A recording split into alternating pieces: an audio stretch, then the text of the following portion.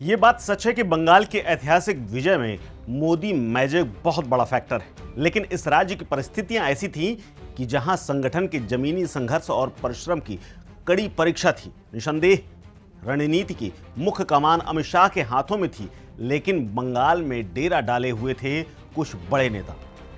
भूपेंद्र यादव, सुनील बंसल जैसे सिपह सलारों ने बखूबी पूरा काम संभाला था। बीजेपी की बंगाल में ऐतिहासिक जीत यानी 206 सीटों के पीछे अमित शाह की अगुवाई तो थी, लेकिन कुछ नेता ऐसे भी थे जिन्होंने कई साल यहां पर काम किया था। हर नेता ने अलग अलग मोर्चे संभाले। किसी ने संगठन देखा, किसी ने बूथ मैनेजमेंट, किसी ने डिजिटल प्रचार और कम्युनिटी आउटरीच को संभाला। पश्चिम बंगाल के विधानसभा चुनाव में ऐतिहासिक जीत का जश्न तो जारी है, लेकिन लोग इन नेताओं की खूब चर्चा कर रहे हैं जिन्होंने कैंडिडेट्स को चुनने से लेकर के जिताने तक पूरी एड़ी चोटी का जोर लगा रखा था। उनमें से सबसे नंबर 1 पर आते हैं अमित शाह, जो जीत के डिजाइनर कहे गए हैं। शाह दिल्ली में बैठ करके देश की जिम्मेदारी के साथ साथ बंगाल में माइक्रो मैनेजमेंट और हाई इंटेंसिटी कैंपेन भी देख रहे थे।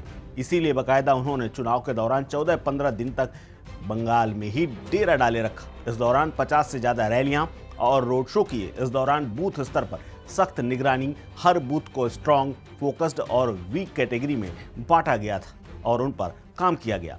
पोलिंग डे पर हर बूथ को मैन करने के लिए यानी हर बूथ पर 2-4 आदमी छोड़े गए थे। पहले चरण के मतदान के बाद 110 सीटों की बढ़त का ऐलान भी इसीलिए माहौल बनाने के लिए किया गया था। साथ ही सीएए केंद्र की योजनाओं और भय वर्सेस विश्वास का नैरेटिव भी अमित शाह की ही देन थी। इसके अलावा नंबर 2 पर आते हैं धर्मेंद्र प्रधान, जो कि मुख्य रणनीतिकार और चीफ स्ट्रेटेजिस्ट भी थे।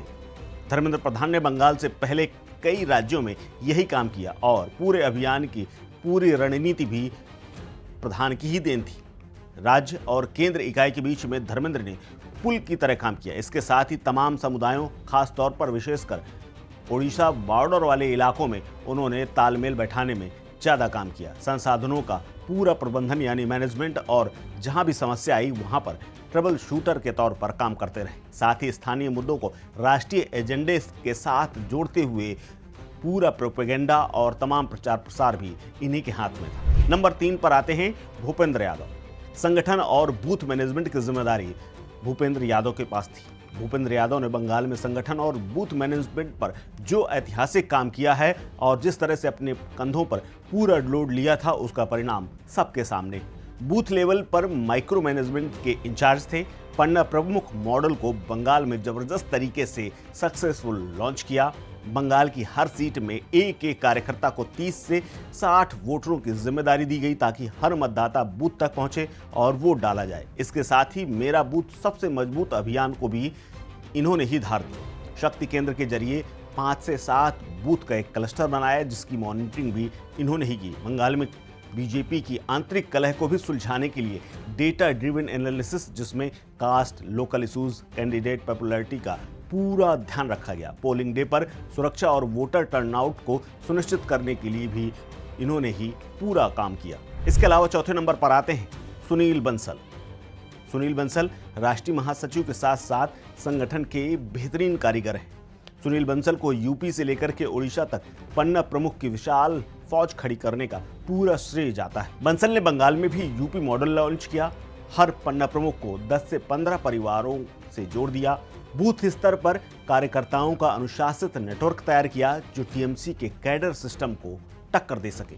बंसल बीते 4 सालों से यानी 2022 से ही बंगाल में डेरा डाले हुए थे। फीडबैक के आधार पर 140 प्लस टीएमसी की मजबूत सीटों पर फोकस किया। इसके साथ ही डेटा ड्रिवन माइक्रो मैनेजमेंट पर पूरा फोकस रखा। नंबर 5 पर आते हैं बिप्लब देब। जी हाँ, आक्रामक प्रचार और लोकल कनेक्ट बिप्लब देब जैसा कोई नहीं कर पाया। बिप्लब देब वो नेता हैं जिन्होंने बीजेपी को त्रिपुरा में खड़ा किया। यहाँ भी बिप्लब ने त्रिपुरा मॉडल यानी कि वाम विरोधी अनुभव का पूरा इस्तेमाल किया। बंगाल की संस्कृति, भाषा से जुड़े हुए तमाम इलाकों पर फोकस किया। साथ ही कार्यकर्ताओं में जोश भरना, आक्रामक रैलियां और प्रचार पर पूरा दम लगा दिया। टीएमसी की बंगाली अस्मिता वाली राजनीति का मुकाबला बिप्लब देब ने ही किया। ममता सरकार पर सांस्कृतिक उपेक्षा का पूरा आरोप लगाने वाला नैरेटिव भी इन्हीं की देन है।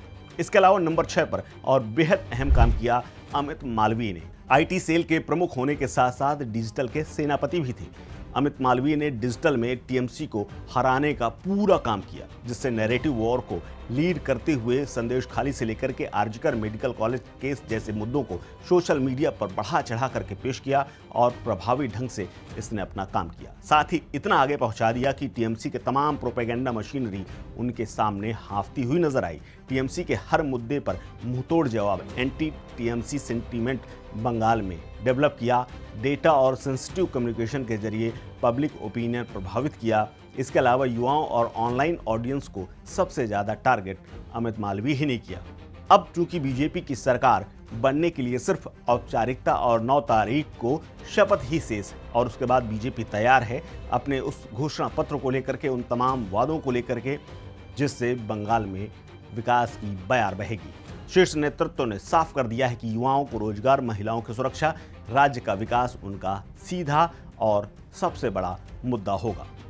फिलहाल इस खबर में इतना ही। आप देख रहे थे स्टेट मिरर।